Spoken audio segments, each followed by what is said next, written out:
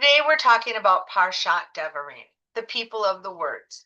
This week we begin the fifth and final book of the Torah, Devarim, Deuteronomy 1:1 through 3:22. The Israelites are camped on the eastern bank of the Jordan River. After 40 years in the wilderness, they're finally preparing to enter the promised land. Moses knows he will not be entering with them, and these are his final conversations with the people he has led for a generation. It is fitting that we always read Parshat Devarim just before Tisha B'Av, our day of mourning for the destruction of both temples and so many other tragedies throughout Jewish history. Before we remember our national losses, the Torah reminds us that memory is never just about the past. It is about shaping the future. Like many passages in the Torah, Parshat Devarim has more than one lesson to teach us. It begins with just three simple words. Ele ha Devarim. These are the words. Deuteronomy 1:1. Those words give the entire book its Hebrew name, Devarim, meaning words. Throughout the Torah, God speaks. Moses speaks. The people speak. Covenants are spoken. Even creation begins with the words, and God said. Now, as Moses' life is drawing to a close, the Torah opens his final book, not with a miracle, not with a battle, and not even with a law, but with words. There is something profoundly Jewish about that. We are often called the people of the book, but perhaps we are also the people of the words. Kingdoms have risen and fallen.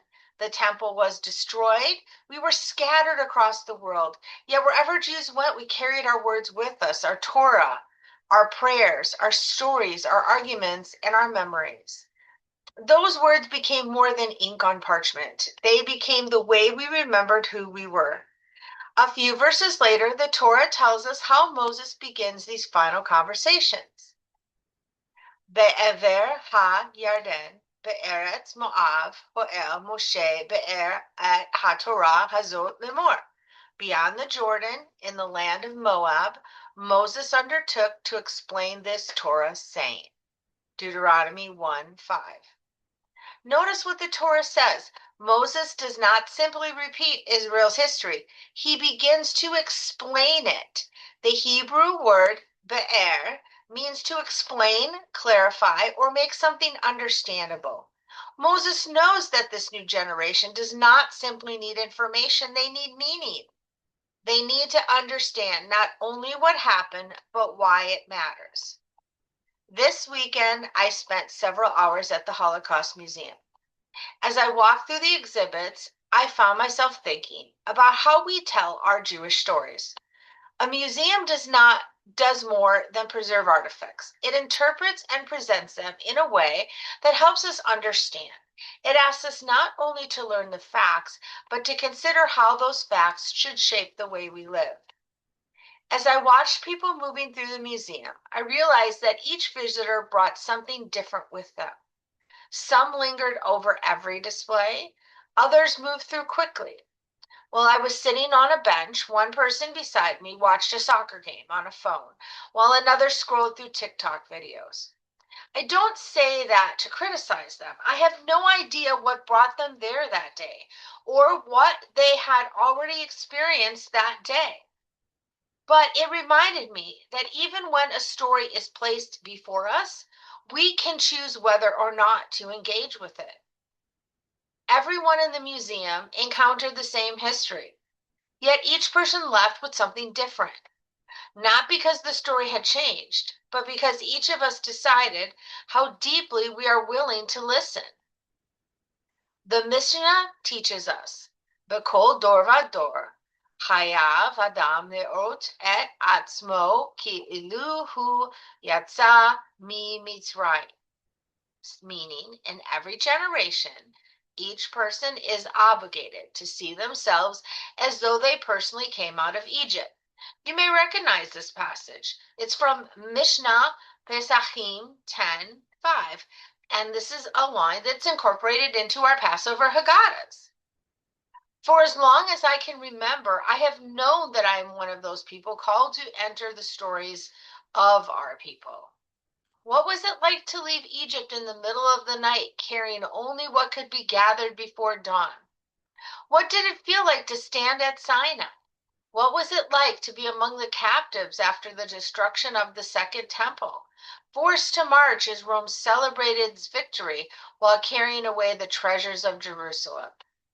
These are not simply historical questions, they are acts of Jewish memory. The Mishnah does not tell us merely to remember that our ancestors left Egypt. It asks us to see ourselves as if we had left Egypt.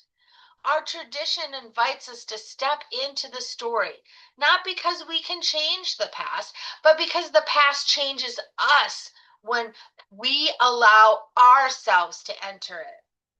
I wonder if that is exactly what Moses is trying to accomplish in Devarim. He knows that many standing before him had been children during the Exodus, while others had been born, or most had been born, during the 40 years in the wilderness.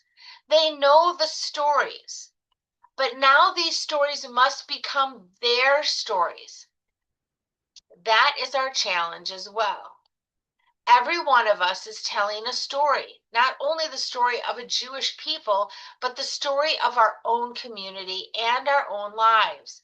What will the future generations remember about us?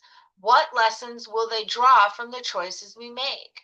Will they see a community that welcomed strangers, cared for one another, studied Torah, and found ways to keep Jewish life alive? Or will those stories be left untold?